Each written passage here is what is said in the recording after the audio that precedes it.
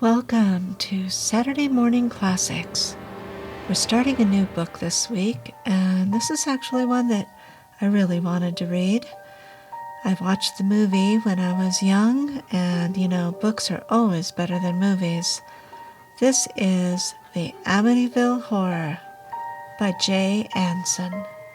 And this is also interesting because it's a true story. So, grab a cup of something hot, sit back and relax, and enjoy the story. This is Part 1, Prologue.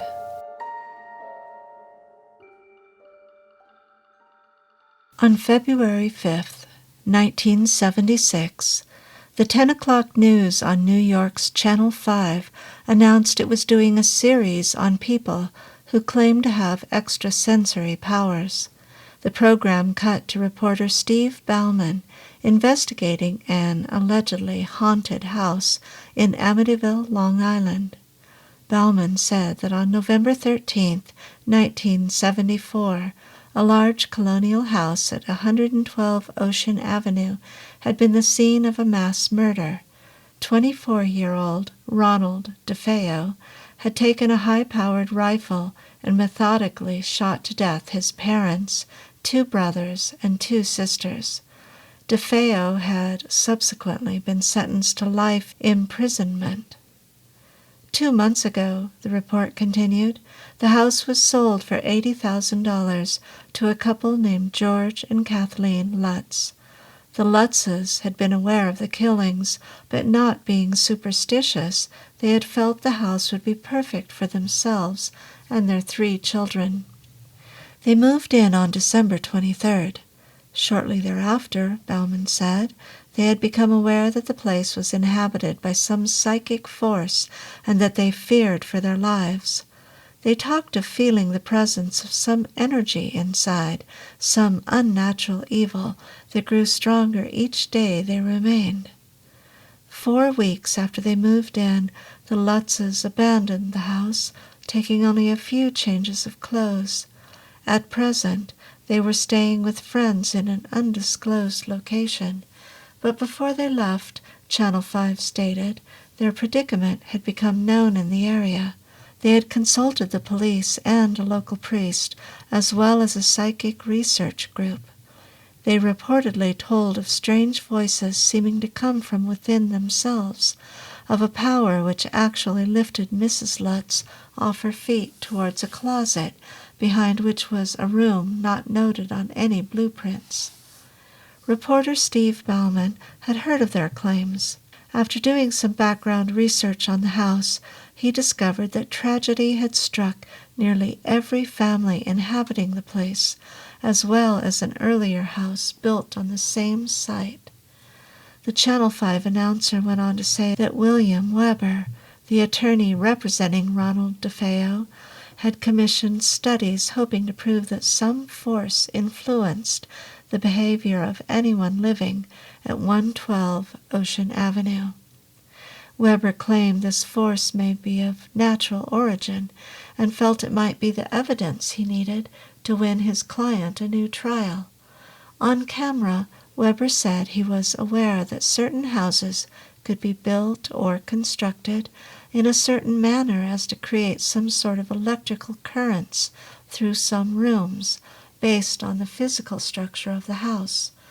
Again, the scientists said they are investigating that to rule that out, and after they rule out all reasonable or scientific explanation, then it's going to be referred over to another group at Duke University who delve into the psychic aspects of the case. The report concluded by saying that the Catholic Church was also involved. Channel 5 stated that 2 emissaries from the Vatican had arrived in Amityville in December and were reported to have told the Lutzes to leave their home immediately. Now the Church's Council of Miracles is studying the case, and its report is that indeed 112 Ocean Avenue is possessed by some spirits beyond current human knowledge. 2 weeks after the telecast, George and Kathy Lutz held a press conference in attorney William Weber's office. The DeFeo lawyer had met the couple 3 weeks before through mutual friends. George Lutz stated to reporters that he would not spend another night in the house, but he was not planning to sell 112 Ocean Avenue just then. He was also awaiting the results of some scientific tests to be conducted by parapsychologists and other sensitive professional researchers of occult phenomena. At that point in time, the Lutzes cut off all communication with the media, feeling that too much was being overstated and exaggerated. It is only now that their whole story is being told. Chapter 1. December 18th, 1975. George and Kathy Lutz moved into 112 Ocean Avenue on December 18th. 28 days later, they fled in terror. George Lee Lutz, 28, of Deer Park, Long Island, had a pretty good idea of land and home values. The owner of a land surveying company, William H. Perry, Inc., he proudly let everyone know that the business was a third-generation operation, his grandfather's, his father's, and now his.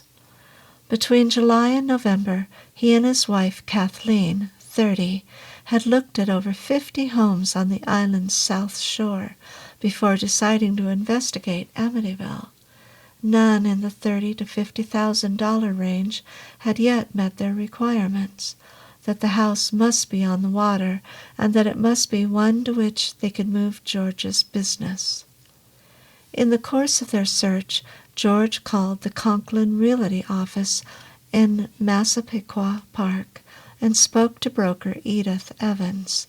She said that she had a new house that she wanted to show them and that she could take them through the place between 3 and 3:30. George made the appointment, and the broker, an attractive, warm woman, took them there at 3 in the afternoon. She was very pleasant and patient with the young couple. "I'm not sure if this is what you're looking for," she told George and Kathy, "but I wanted to show you how the other half of Amityville lives." The house at 112 Ocean Avenue is a big, rambling, 3-story affair with dark shingles and white trim. The lot on which it stands is 50 by 237 feet. The 50 feet facing the front, so that as you look at the house from across the street, the entrance door is down the right side. With the property comes 30 feet of wooden bulkhead that stands against the Amityville River. On a lamppost at the end of the paved driveway is a small sign bearing the name given the house by a previous owner. It reads, "High Hopes." An enclosed porch with wet bar looks out at a preferred, older residential community of other big homes. Evergreens grow around the narrow grounds, partly blocking off the neighbors on either side, but their drawn shades can be seen easily enough. When he looked around, George thought that was peculiar. He noticed the neighbors' shades were all drawn on the sides that faced his house, but not in front or in the direction of the houses on the other side. The house had been on the market for almost a year. It was not in the paper, but was fully described in Edith Evans' agency listing. Exclusive Amityville area, 6-bedroom Dutch colonial, spacious living room, formal dining room, enclosed porch, 3.5 baths, finished basement, 2-car garage, heated swimming pool, and large boathouse, asking $80,000. $80,000? For a house described like that in the listing, it would have to be falling apart, or the typist could have left out a 1 before the 8. One might think she'd want to show a suspect bargain after dark, and from the outside only, but she was glad to show them inside. The Lutzes' examination was pleasant, swift, but thorough. Not only did it meet with their exact requirements and desires, but contrary to their anticipations, the house and other buildings on the property were in fine condition. Without hesitation, the broker then told the couple it was the DeFeo house. Everyone in the country, it seems, had heard about that tragedy, the 24-year-old Ronald DeFeo killing his father, mother, 2 brothers, and 2 sisters in their sleep on the night of November 13th, 1974. Newspaper and television accounts had told of the police discovering the 6 bodies, all shot by a high-powered rifle. All, as the Lutzes learned months later, were lying in the same position, on their stomachs with their heads resting on their arms.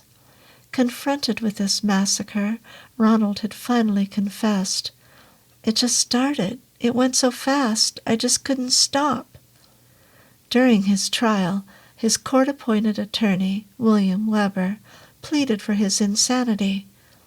"For months before the incident," the young man testified, "I heard voices. Whenever I looked around, there was no one there, so it must have been God talking to me." Ronald DeFeo was convicted of murder and sentenced to 6 consecutive life terms. "I wonder if I should have told you which house this was before or after you saw it," the broker mused. "I'd like to know for my future reference with clients looking for a house in the $90,000 range." Clearly, she didn't feel the Lutzes would be interested in such an affluent property. But Kathy took one final look about the house, smiled happily, and said, "It's the best we've seen. It's got everything we ever wanted." Obviously, she had never hoped to live in such a fine house, but George vowed to himself that if there was a way, this was the place he wanted his wife to have. The tragic history of 112 Ocean Avenue didn't matter to George, Kathy, or their 3 children. This was still the home they had always wanted. During the remainder of November and the early weeks of December, the Lutzes spent their evenings laying out plans for minor modifications to be made in the new house. George's surveying experience enabled him to rough out suitable layouts for the changes. He and Kathy decided one of the bedrooms on the 3rd floor would be for their 2 boys, Christopher, aged 7, and Daniel, 9. The other upstairs bedroom they gave to the children as a playroom. Melissa, Missy, the 5-year-old girl, would sleep on the 2nd floor, diagonally opposite their master bedroom.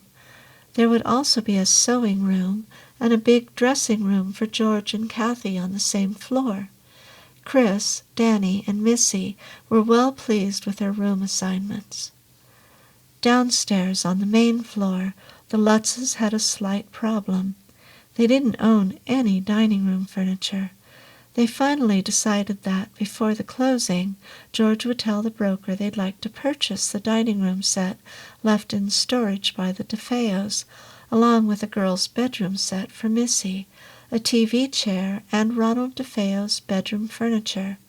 These things and other furnishings left in the house, like the DeFeo's bed, were not included in the purchase price. George paid out an additional $400 for these items. He also got for free 7 air conditioners, 2 washers, 2 dryers, and a new refrigerator and a freezer. There was a lot to be accomplished before moving day. In addition to the physical move of all their belongings, there were complicated legal questions relative to the transfer of the title that required sifting and sorting out. The title to the house and property was recorded in the names of Ronald DeFeo's parents. It seemed Ronald, as the sole survivor, was entitled to inherit his parents' estate, regardless of the fact that he had been convicted of murdering them. None of the assets in the estate could be disposed of before being legally settled in probate court. It was a difficult legal maze that the executors had to travel, and more time was still needed to provide the proper legal administration of any transactions related to the house or property. The Lutzes were advised that provisions could be devised to protect the legal interests of all concerned if the sale of the house was consummated, but to arrive at the proper procedure to accomplish this could take weeks or longer. Eventually it was resolved that, for the closing, $40,000 was to be put in escrow for the mortgage until a legal deed could be completed and executed. The closing date was set for the morning George and Kathy planned to move from Deer Park. They had arranged to close on the sale of their old house the day before. Confident that everything could be worked out, and probably influenced by their anxiety to get settled in their new home, the couple decided to try and get everything done on the same day. Packing was to be mainly Kathy's job. To keep the children out of her hair and away from George, she assigned them minor projects. They would gather their own toys and arrange their clothing for packing. When the chores were completed, they were to start cleaning their rooms to make their old house presentable for the scrutiny of new owners. George planned to close his office in Syosset and move it into the new house to save on the rent money. He had included this item in his original estimate of how he and Kathy could afford an $80,000 house. Now he figured that the basement, a well-finished layout, might be the best place. Moving his equipment and furnishings would be time-consuming enough, and if the basement was to be the location of the new office, some carpentry would be needed. The 45 by 22-foot boathouse out behind the house and garage was not there just to be ostentatious and an unused decoration for the Lutzes. George owned a 25-foot cabin cruiser and a 15-foot speedboat. The facilities at his new house would again save him a lot of money he normally had been paying to a marina. The task of getting his vessels to Amityville with a trailer became an obsession with him, despite the priorities that he and Kathy were constantly discovering. There was work to be done at 112 Ocean Avenue, both inside and outside. Although he wasn't sure where the time was going to come from, George planned to attend to some of the landscaping and the garden to prevent frost damage, maybe put framed burlap around the shrubs, and put in bulbs, and after that spread some lime on the lawn. Handy with his tools and equipment, George made good progress on many interior projects. Now and then, pressed for time, he got his hopeful projects confused with his musts. He soon dropped everything to clean the chimney, then the fireplace. After all, Christmas was coming up. It was quite cold on the actual moving day. The family had packed the night before and slept on the floor. George was up early and single-handedly piled the first full load into the biggest U-Haul trailer he could rent, finishing in barely enough time to clean up and get to the closing with Kathy. At the legal ritual, the attorneys used up more than their usually allotted here-tos, whereases, and parties of, and dealt each other long sheets of typewritten paper. The Lutz's lawyer explained that because of the impediments on the house, they did not have a clear title to the property, though they'd have the best that could be fashioned for their mortgage. But remarkably, the closing was all over a few minutes past noon. As they rushed from the office, their lawyer assured them they would have no problem and eventually would get proper ownership papers.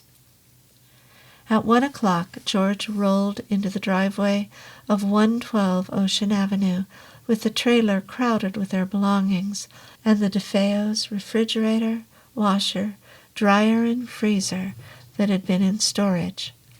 Kathy followed with the children in the family van with their motorcycle in the back. 5 of George's friends, young men in their 20s and husky enough to help move bulky items, were waiting.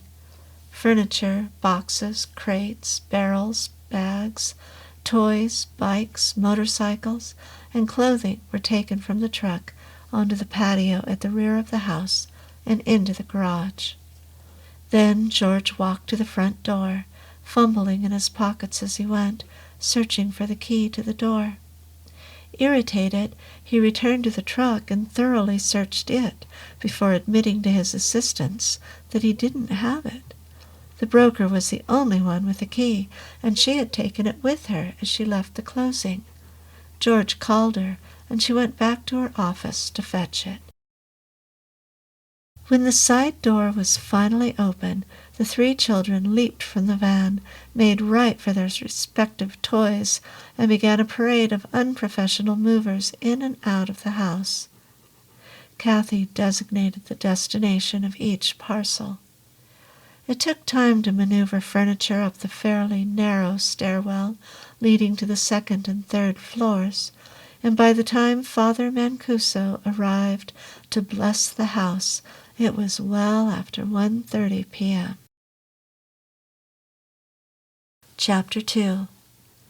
December 18th. Father Frank Mancuso is not merely a cleric. In addition to properly attending to his priestly duties, he is a lawyer, a judge of the Catholic court, and a practicing psychotherapist. That morning, Father Mancuso had woken up feeling uneasy. Something was bothering him. He couldn't put his finger on it because he really didn't have any particular worries. In his own words, looking back, he can only explain it as a bad feeling. All that morning, the priest moved around his apartment in the Sacred Heart Rectory in a daze. Today is Thursday, he thought to himself. I've got a lunch date in Lindenhurst. Then I must go and bless the Lutzes' new home and be at my mother's for dinner. Father Mancuso had met George Lee Lutz 2 years earlier. Even though George was a Methodist, he had helped Kathy and George in the days before they were married. The 3 children were Kathy's from a previous marriage, and as a priest to Catholic children, Father Mancuso felt a personal need to look after their interests. The young couple had often asked the friendly cleric with the neatly trimmed beard to come for lunch or dinner at their home in Deer Park. Somehow that anticipated meeting had never come off. Now George had a very special reason to invite him anew. Would he come to Amityville to bless their new house? Father Mancuso said he'd be there on December 18th. On the same day he agreed to come to George's house, he also made a date to lunch with 4 old friends in Lindenhurst, Long Island. His first parish had been there. Now he was in a high position in the diocese, with his own quarters at the rectory in North Merrick. Understandably, he was always busy and held to a hectic schedule, so he could not be blamed for trying to kill 2 birds with 1 stone, since Lindenhurst and Amityville were but a few miles apart. The cleric could not shake the bad feeling that persisted even through the pleasant luncheon with his 4 old acquaintances. However, he kept stalling his leaving for Amityville, pushing ahead the time to go. His friends asked him where he was off to. To Amityville. Where in Amityville? It's a young couple in their 30s, with 3 children. They live on, Father Mancuso referred to a slip of paper. 1112 Ocean Avenue. That's a DeFeo house, one of his friends said. No, their name is Lutz. George and Kathleen Lutz. Don't you remember the DeFeos, Frank? Asked one of the men at the table. Last year, the son killed his whole family, his father, mother, and 4 brothers and sisters. Terrible, terrible thing. It was a big story in all the papers. The priest tried to think back. He seldom read the news when he picked up a paper, only Broomhilda and Peanuts. No, I really don't seem to recall it. Of the 4 men at the table, 3 were priests, and they somehow didn't like the idea. The consensus was that he shouldn't go. "But I must. I promised them I'd come." As Father Mancuso drove the few miles to Amityville, he felt apprehensive. It wasn't the fact that he would be visiting the DeFeo house, he was sure, but something else. It was past 1:30 when he arrived. The Lutzes' driveway was so cluttered that he had to park his old blue Vega on the street. It was an enormous house, he noted. Good for Kathy and the children that her husband had been able to provide such a fine home. The priest removed his clerical articles from the car, put on his stole, took the holy water, and entered the house to begin his ritual of blessing. When he flicked the first holy water and uttered the words that accompany the gesture, Father Mancuso heard a masculine voice say with terrible clarity, "Get out!" He looked up in shock and whirled about. His eyes widened in astonishment.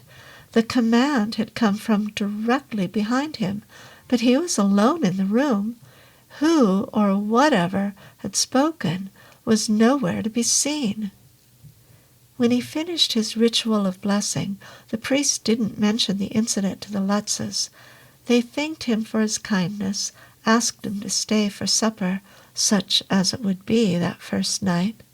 He politely refused, explaining that he had planned to have dinner with his mother at her home in Queens. She would be waiting for him. It was getting late, and he still had a bit of a drive. Kathy really wanted to thank Father Mancuso for his contribution to the occasion. George asked if he would accept a gift of money or a bottle of Canadian Club, but he quickly refused, stating he couldn't accept gratuities from a friend. Once in his car, Father Mancuso rolled down his window. Repeated thanks and well wishes were exchanged, but as he spoke to the couple, his expression turned serious. "By the way, George, I had lunch with some friends over in Lindenhurst before coming here. They told me that this was the DeFeo home. Did you know that?" "Oh, sure. I think that's why it's such a bargain.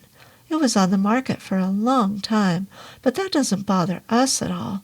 It's got the best of everything." "Wasn't that a tragedy, Father?" said Kathy. "That poor family. Imagine all 6 murdered in their sleep." The priest nodded. Then, with repeated goodbyes from the 3 children, the family watched as he drove off to Queens. It was nearly 4 when George had completed the first unloading at 112 Ocean Avenue. He drove the U-Haul back to Deer Park and into his old driveway. As he opened the door to his garage, Harry, his dog, leaped out and would have made a getaway if he hadn't been snared by his lead. The fast and sturdy half-Malamute, half-Labrador retriever had been left behind to guard the rest of the family's belongings. Now George took him into the truck with him. As Father Mancuso rode towards his mother's, he tried to rationalize what had happened to him in the Lutzes' house. Who or what would say such a thing to him? After all, he was a professional psychotherapist, and now and then in his practice he encountered patients who reported hearing voices, a symptom of psychoses. But Father Mancuso was convinced of his own stability. His mother greeted him at her door, then frowned. "What's the matter with you, Frank? Don't you feel well?" The priest shook his head. "No, not too terribly." "Go in the bathroom and look at your face." Looking at his reflection in the mirror, he saw 2 large black circles under his eyes that were so dark he thought they must be smears of dirt. He tried to wash them off with soap and water, but it didn't help. Back in Amityville, George took Harry to the dog compound next to the garage and chained him with a 20-foot steel lead. Now that it was after 6, George was almost exhausted and decided to leave the rest of his possessions in the truck, even though it was costing him $50 a day to rent the vehicle. He worked inside, placing most of the living room furniture in their approximate positions. Father Mancuso left his mother's home after 8, heading back to the rectory. On the Van Wyck Expressway in Queens, he found his car was literally being forced onto the right shoulder. He looked around quickly. There was no other vehicle within 50 feet of him. Shortly after driving back onto the highway and continuing on his way, the hood suddenly flew open, smashing back against the windshield. One of the welded hinges tore loose. Then the right door flew open. Frantically, Father Mancuso tried to brake the car. Then it stalled by itself. Shaken, he finally got to a telephone and reached another priest who lived near the expressway. Fortunately, the other cleric was able to drive Father Mancuso to a garage where he hired a tow truck to bring in the disabled car. Back on the expressway, the mechanic could not get the Vega to start. Father Mancuso decided to leave the vehicle at the garage and have his friend drive him on to the Sacred Heart Rectory.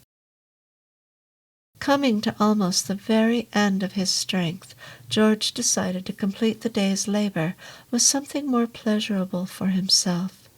He'd rig his stereo up with the hi-fi equipment that the DeFeos had built into the living room. Then he and Kathy would have music to add to the joy of their first night in their new home. He'd barely begun the job when Harry began an awful howling outside. Danny came rushing into the house, yelling that Harry was in trouble. George ran out to the back fence to find the poor animal strangling.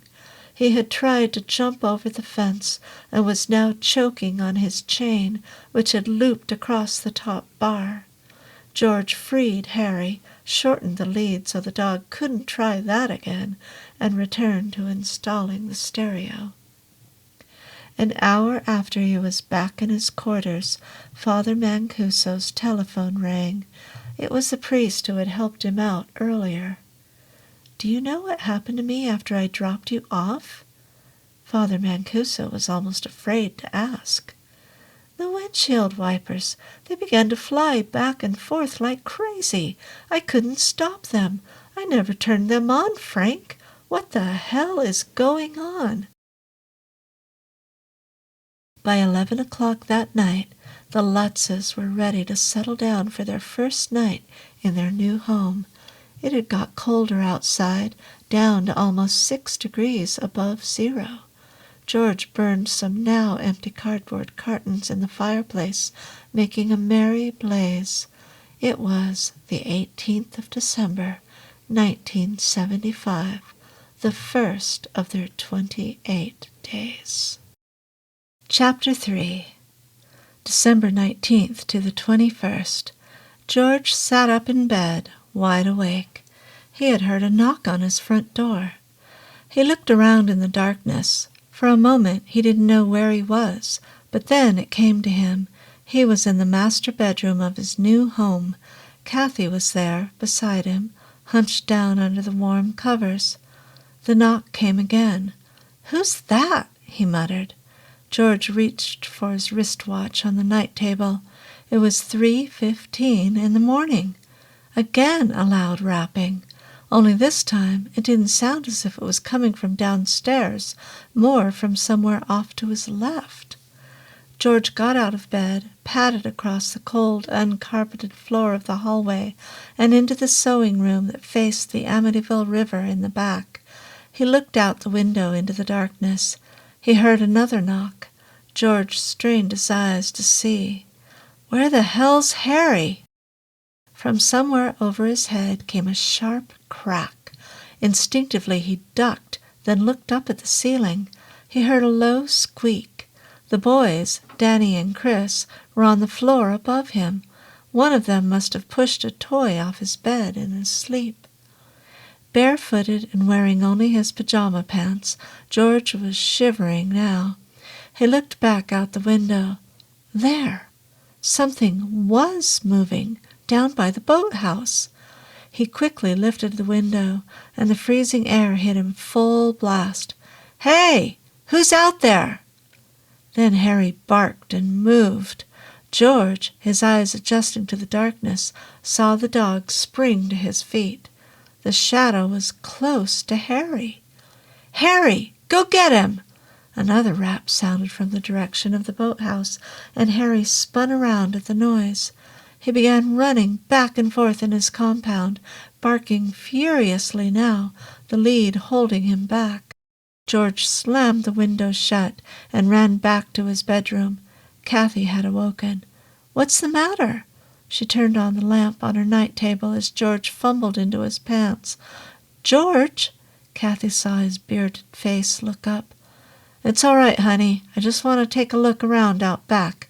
Harry's on to something near the boathouse, probably a cat. I'd better quiet him down before he wakes the whole neighborhood." He slid into his loafers and was heading for his old navy blue marine parka lying on a chair. "I'll be right up. Go back to sleep." Kathy turned off the light. "Okay, put your jacket on." The next morning she wouldn't remember having awakened at all. When George came out the kitchen door, Harry was still barking at the moving shadow. There was a length of 2x4 lumber lying against the swimming pool fence. George grabbed it and ran towards the boathouse. Then he saw the shadow move. His grip tightened on the heavy stick. Another loud rap. "Damn!" George saw it was the door to the boathouse, open and swinging in the wind. "I thought I'd locked that before." Harry barked again. "Oh, shut up, Harry! Knock it off!" A half-hour later, George was back in bed, still wide awake. As an ex-Marine, not too many years out of the service, he was fairly accustomed to emergency wake-up calls. It was taking him time to turn off his inner alarm system. Waiting for sleep to return, he considered what he had got himself into. A second marriage with 3 children, a new house with a big mortgage. The taxes in Amityville were 3 times higher than in Deer Park. Did he really need that new speedboat? How the hell was he going to pay for all of this? The construction business was lousy on Long Island because of the tight mortgage money, and it didn't look like it would get better until the banks loosened up. If they aren't building houses and buying property, who the hell needs a land surveyor? Kathy shifted in her sleep so that her arm fell across George's neck. Her face burrowed deep into his chest. He sniffed her hair. She certainly smelled clean, he thought. He liked that. And she kept her children the same way, spotless. Her kids? George's now. Whatever the trouble, she and the children were worth it. George looked up at the ceiling. Danny was a good boy, into everything. He could handle almost anything you gave him to do. They were getting closer now. Danny was now beginning to call his stepfather Dad, no more George. In a way, he was glad he never got to meet Kathy's ex-husband. This way he felt Danny was all his. Kathy said that Chris looked just like his father, had the same ways about him, the same dark curly hair and eyes. George would reprimand the boy for something, and Chris's face would fall, and he'd look up at him with those soulful eyes. The kid sure knew how to use them. He liked the way both boys looked after little Missy. She was a little terror, but smart for a 5-year-old. He'd never had any trouble with her from the first day he met Kathy. She was Daddy's girl, all right. Listens to Kathy and me. In fact, they all do. They're 3 nice kids I've got. It was after 6 before George finally fell into a deep sleep. Kathy woke him up a few minutes later. She looked around this strange room, trying to put her thoughts together. She was in the bedroom of her beautiful new home. Her husband was next to her, and her 3 children were in their own bedrooms. Wasn't that marvelous? God had been good to them. Kathy tried to slip easily from under George's arm. The poor man worked so hard yesterday, she thought, and today he's got more ahead of him. Let him sleep. But she couldn't. She had too much to do in the kitchen, and she had better get started before the kids got up. Downstairs she looked around at her new kitchen. It was still dark outside. She turned on the light. Boxes of her dishes, glasses, and pots were piled up all over the floor and sink. Chairs were still sitting on top of the dinette table. But, she smiled to herself, the kitchen was going to be a happy room for her family. It might be just the place for her transcendental meditation, which George had been practicing for 2 years. Kathy, 1. He had been into TM ever since the breakup of his first marriage, when he had been attending sessions of group therapy. Out of that grew his interest in meditation. He had introduced Kathy to the subject, but now, with all the work of moving in, he had completely ignored his established pattern of going off by himself into a room and meditating for a few minutes each day. Kathy washed out her electric percolator, filled it, plugged it in, and lit her first cigarette of the day. Drinking coffee, Kathy sat at the table with a pad and pencil, making notes for herself on the jobs to be done around the house. Today was the 19th, a Friday. The kids would not go to their new school until after the Christmas holidays. Christmas! There was still so much to do. Kathy sensed someone was staring at her.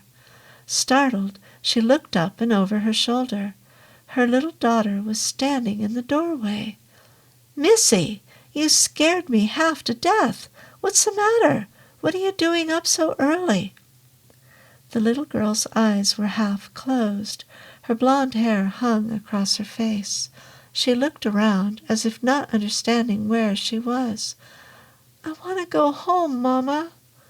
"You are home, Missy. This is our new home. Come here." Missy shambled over to Kathy and climbed up in her mother's lap. The 2 ladies of the house sat there in their pleasant kitchen, Kathy rocking her daughter back to sleep. George came down after 9. By that time the boys had already finished their breakfast and were outside, playing with Harry, investigating everything. Missy was asleep again in her room. Kathy looked at her husband, whose big frame filled the doorway. She saw he hadn't shaved below his jawbone, and that his dark blonde hair and beard were still uncombed. That meant he hadn't showered. "What's the matter? Aren't you going to work?" George sat down wearily at the table. "No, I still have to unload the truck and get it back out to Deer Park. We blew an extra $50 by keeping it overnight." He looked around, yawning, and shivered. "It's cold in here. Don't you have the heat on?" The boys ran past the kitchen door, yelling at Harry. George looked up. "What's the matter with those 2? Can't you keep them quiet, Kathy?" She turned from the sink. "Well, don't bark at me. You're their father, you know. You do it." George slapped his open palm down on the table. The sharp sound made Kathy jump. "Right!" he shouted. George opened the kitchen door and leaned out. Danny, Chris, and Harry, whooping it up, ran by again. "Okay, the 3 of you, knock it off!" Without waiting for their reaction, he slammed the door and stormed out of the kitchen. Kathy was speechless. This was the first time he had really lost his temper with the children, and for so little. He hadn't been in a bad mood the day before. George unloaded the U-Haul by himself, then drove it back to Deer Park with his motorcycle in the rear so that he could get back to Amityville. He never did shave or shower and did nothing the rest of the day but gripe about the lack of heat in the house and the noise the children were making in their playroom up on the 3rd floor. He had been a bear all day, and by 11 o'clock that night, when it was time to go to bed, Kathy was ready to crown him. She was exhausted from putting things away and trying to keep the kids away from George. She'd start cleaning the bathrooms in the morning, she figured, but that was it for tonight. She was going to bed. George stayed down in the living room, feeding log after log into the roaring fireplace. Even though the thermostat read 75 degrees, he couldn't seem to get warm. He must have checked the oil burner in the basement a dozen times during the day and evening. At 12, George finally dragged himself up to the bedroom and fell asleep immediately. At 3:15 in the morning, he was wide awake again, sitting up in bed. There was something on his mind. The boathouse. Did he lock the door? He couldn't remember. He had to go out and check, but it was closed and locked up. Over the next 2 days, the Lutz family began to go through a collective personality change. As George said, it was not a big thing, just little bits and pieces here and there. He didn't shave or shower, something he did religiously. Normally, George devoted as much time to his business as he could. 2 years before, he had had a second office in Shirley to handle contractors further out on the South Shore. But now he simply called Syosset and gave gruff orders to his men, demanding they finish some surveying jobs over the weekend because he needed the money. As for arranging to move his office to his new basement setup, he never gave it another thought. Instead, George constantly complained the house was like a refrigerator, and he had to warm it up. Stuffing more and more logs in the fireplace occupied almost his every moment, except for the times he would go out to the boathouse, stare into space, then go back to the house. Even now he can't say what he was looking for when he went there. He just knew that somehow he was drawn to the place. It was practically a compulsion. The third night in the house, he again woke at 3:15 a.m., worried about what might be going on out there. The children bothered him too. Ever since the move, they seemed to have become brats, misbehaved monsters who wouldn't listen, unruly children who must be severely punished. When it came to the children, Kathy fell into the same mood. She was tense from her strained relationship with George and from the efforts of trying to put her house in shape before Christmas. On their fourth night in the house, she exploded and, together with her husband, beat Danny, Chris, and Missy with a strap and a large, heavy wooden spoon. The children had accidentally cracked a pane of glass in the playroom's half-moon window.